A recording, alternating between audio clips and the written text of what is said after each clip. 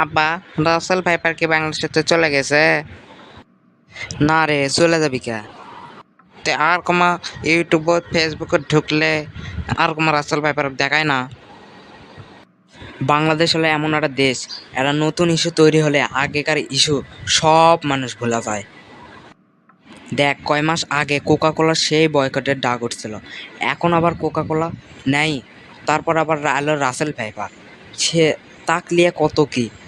তারপর এখন আইছে আন্দোলন, কোটা আন্দোলন। এই কোটা আন্দোলনে সবাই পড়ে আছে, আর Russell viper Coca Cola Ola সব বাদ, ওলা এখন আর কারো কিছু মনে নাই।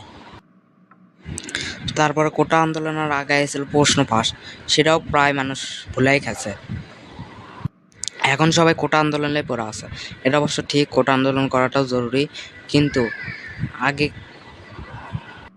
ইঙ্গা করে বাংলাদেশত একটা নতুন ইস্যু তৈরি হলে আগেকার ইস্যু লিয়ে কেউ মাথা ঘামায় না, খালি নতুন ইস্যু লিয়ে মাথা ঘামায়।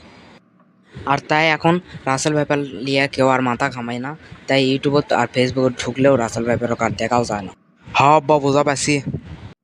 তে দর্শক বন্ধুরা, আজকের ভিডিওটা আপনাদের কেঙ্কা লাগলো?